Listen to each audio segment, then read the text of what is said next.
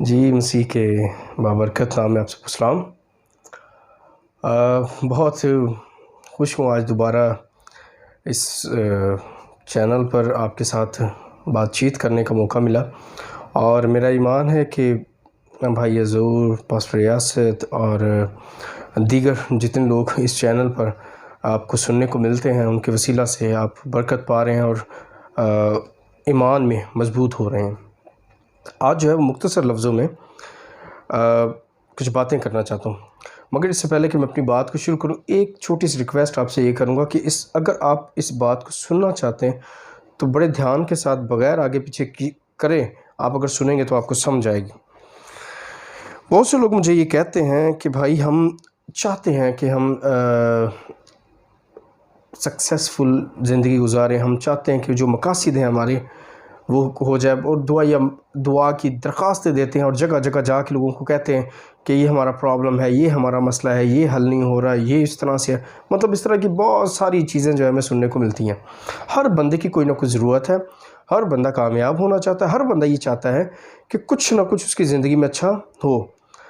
اب بہت سی بار جو ہے وہ آپ کو جو کرنا ہوتا ہے آپ وہ نہیں کر رہے ہوتے، آپ جلد بازی کر رہے ہیں، آپ بہت تیزی کے ساتھ چاہتے ہیں کہ جسے آپ حاصل کرنا چاہتے ہیں وہ آپ کے پاس ہو، آپ چاہتے ہیں کہ جو آپ کی خواہشیں وہ سب پوری ہو جائیں، آپ چاہتے ہیں کہ بہت تیزی کے ساتھ جو ہے وہ آپ اس دنیا کے اندر جو ہے وہ لوگوں کے اندر جو ہے مقبول ہوتے چلے جائیں۔ مگر میں آپ کو بتانا چاہتا ہوں یہ طریقہ اور یہ جو آپ کی سوچ ہے یہ بالکل غلط ہے۔ بائبل اس کے بارے میں کیا کہتی ہے؟ بائبل کہتی ہے، حوالہ پڑھتے ہیں، بائبل کہتی ہے پہلا پطرس اس کا 5واں باب اس کی 6 آیت، یہ آپ جب بھی آپ کچھ کرنا چاہتے ہیں تو اس آیت کو آپ نے اپنی زندگی میں رکھنا ہے۔ آپ گھر بنانا چاہتے ہیں، آپ ڈیوٹی کے اندر کامیاب ہونا چاہتے ہیں، آپ تعلیم کے اندر کامیاب ہونا چاہتے ہیں، آپ کسی بھی زندگی کے میدان میں ہیں تو اس آیت کو آپ نے اپنے سامنے رکھنا ہے ہر وقت۔ کیا کہتی ہے آیت؟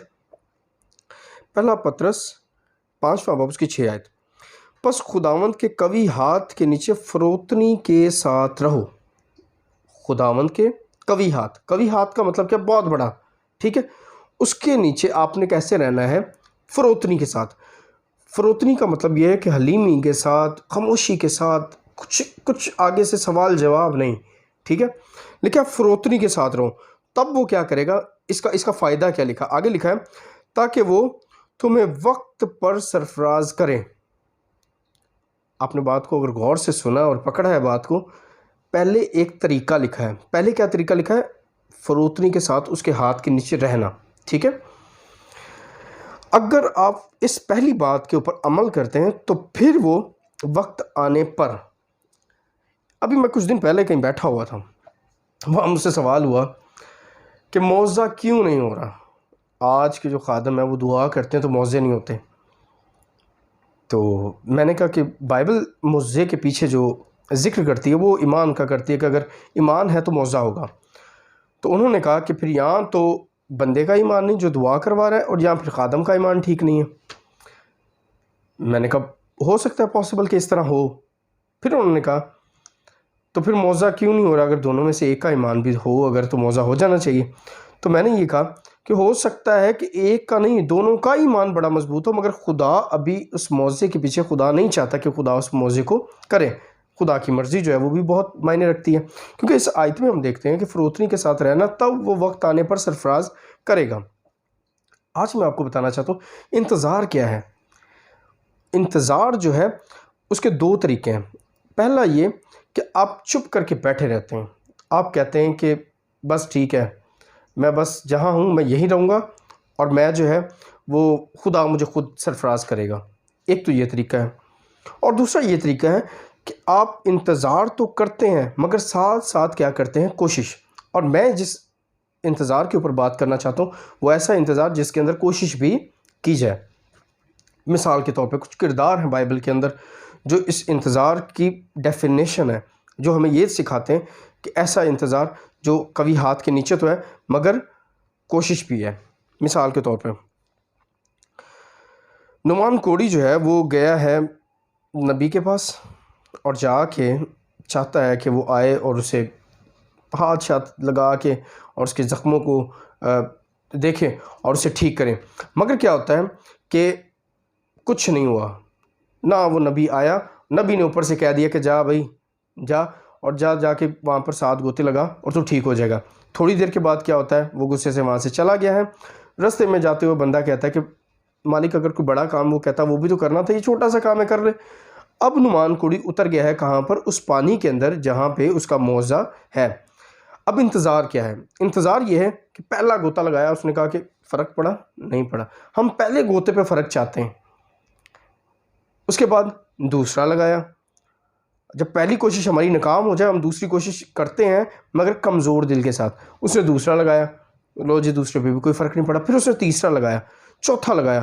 میں سمجھتا ہوں کہ 5ویں تک تو اس نے کہا ہوگا کہ بس یہ لگتا ہے میری قسمت میں موضع نہیں ہے اور مجھے ختم کر دیں, چھوڑ دینا چاہیے, اس بات کو ختم کروں اور میں جاؤں یہاں سے. نہیں, اس نے 7واں گوتا بھی لگایا. جو 7واں گوتا تھا وہ خدا کے قوی ہاتھ کے نیچے فروتنی کے ساتھ تھا, اور اس گوتے کے بعد جو ہے خدا نے اسے سرفراز کیا اور اس کی زندگی میں موضع آیا, اور اس کا جسم جو ہے جو کوڑ سے بھرا تھا وہ لکھا کہ بچے کی مانند ہو گیا. ٹھیک ہے, انتظار کرنا ہے, کوشش کرتے رہنا ہے, پر انتظار کرنا ہے اس قوی ہاتھ کے نیچے جس کے آپ فروتنی کے ساتھ ہیں, اس کے وقت کا کہ وہ آپ کو سرفراز کریں. اگلی مثال جو ہے وہ میرے پاس یہ ہے کہ یرو کی دیوار جو ہے اس کے ارد گرد چکر لگانے ہیں.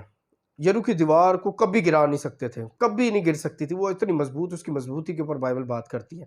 اس کو گرانا بہت مشکل تھا, وہ گرا نہیں سکتے تھے. مگر جو حکم ملا, خداوند کی مرضی کا انتظار کرنے والے لوگ جو ہیں وہ صرف حکم کو فالو کرتے ہیں.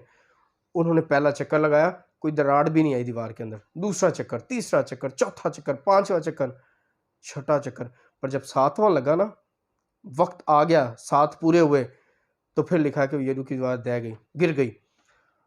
آپ جو ہے وہ انتظار کریں, اس کے قوی ہاتھ کے نیچے فروتنی کے ساتھ رہیں. آپ کی کامیابی, آپ کے موضع, آپ کی زندگی کے اندر جو آپ چاہتے ہیں وہ دینے کے لیے وہ قادر ہے, اور وہ اپنے لوگوں کو نیند ہی میں دے دیتا ہے. تو آپ اس بات پہ ایمان رکھیں, اور میرا ایمان ہے کہ اگر آپ اس آیت کے اوپر عمل کریں گے, فروتنی کے ساتھ رہیں گے, اور یہ ایک دعا میں کہیں گے کہ خداوند تیری مرضی پوری ہو اس کام کے پیچھے, تو یقیناً وہ اپنے وقت پر آپ کو سرفراز کرے گا. God bless you.